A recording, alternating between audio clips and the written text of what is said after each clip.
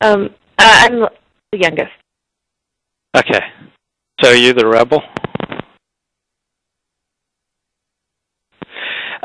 Suzanne, so when you were a kid, what did you want to be when you grew up? That's a good question. Well, I had always written, so but I wouldn't say that I wanted to be a writer. Actually, this sounds kind of funny, but I remember really liking the waitress at the restaurant that I went to with my family and thinking that I wanted to be a waitress, which I did for a while. But yes, after that, writing, definitely. When did you come to realize you wanted to be a writer?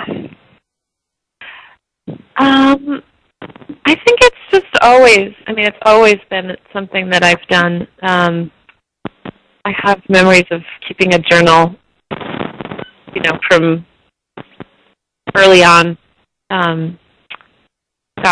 Probably as young as, I think, like 7 or 8. My mom always used to make sure I had a journal around, and so she was really encouraging in that way.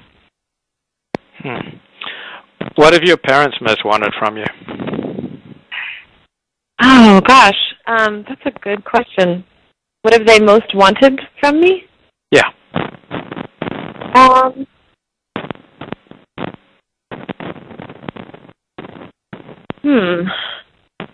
Well, I guess to be happy. They want me to be happy in life.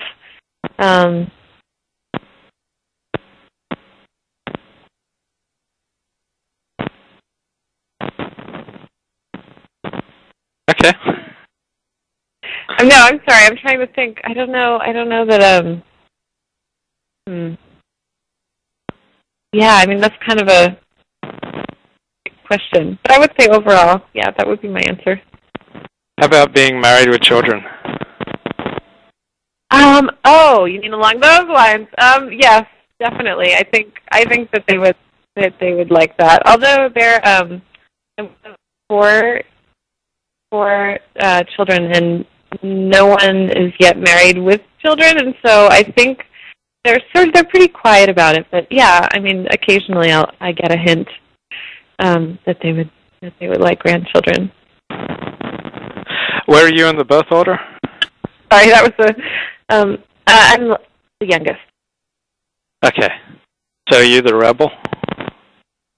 I don't know. It's funny. I don't really think of myself like that, but I guess I remember hearing there was some research study that came out last year, a couple of years ago, and apparently the oldest children have higher IQs.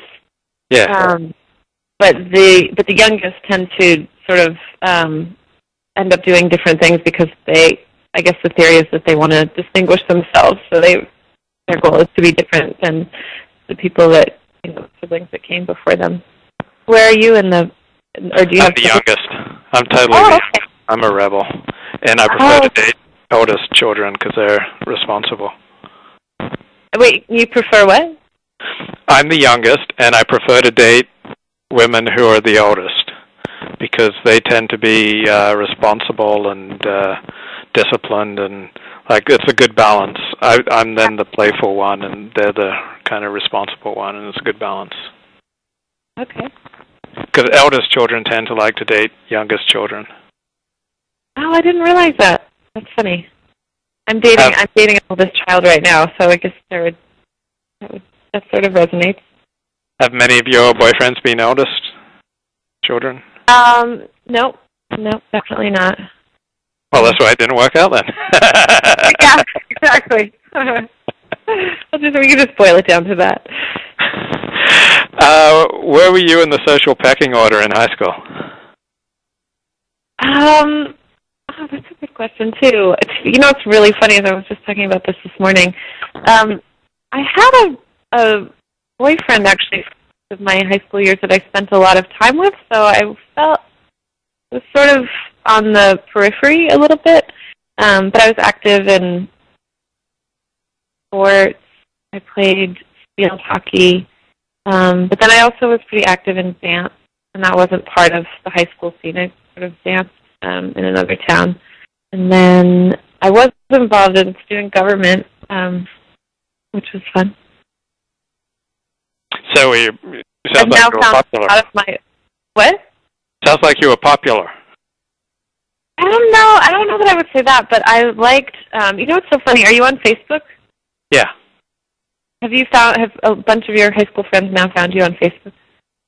No one from high school has found me on Facebook, but several found me on MySpace.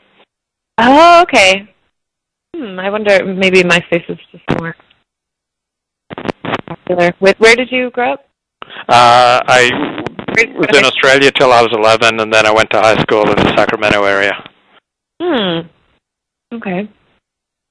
So I'm 42, so it's maybe a little older crowd through MySpace, but really I think only one or two have sought me out through MySpace. It more often happens just email when I'm on TV or something.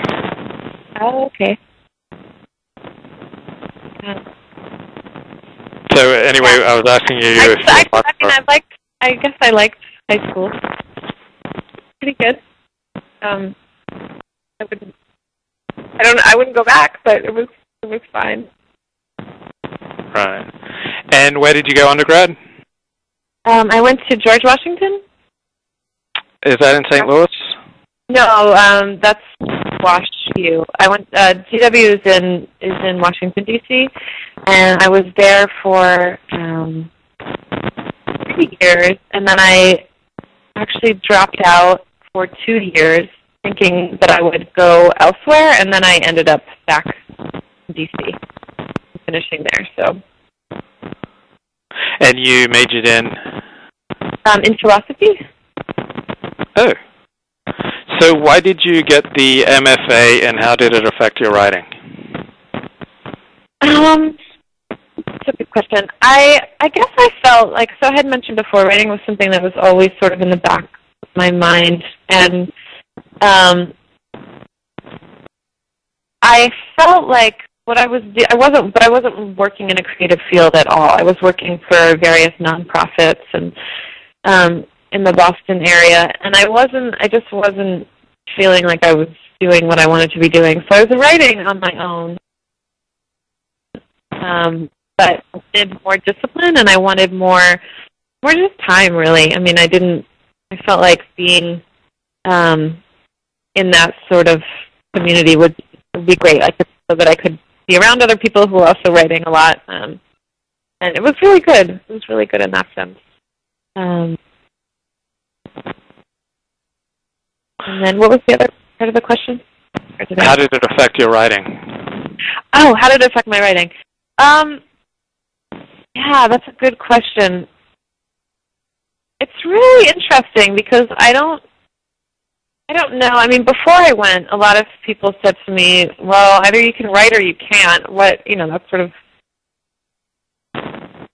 what do you expect? But I kind of I really wanted the time, and it was great for that. It was really great to be able to just kind of dive in, and I also explored a lot more than I may have done on my own, because the program was very encouraging of that. That it's sort of a time to they encourage us not to figure out what book you're going to write now, but just to sort of, experiment and play with things like voice. And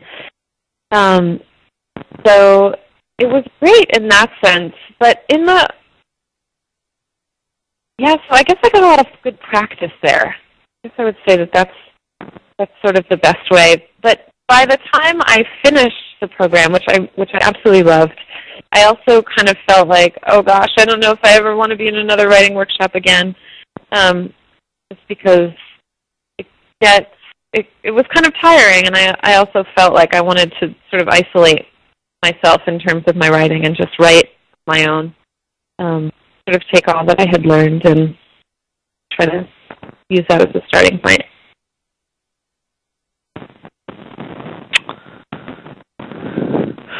Why did you go the nonfiction route with your first book?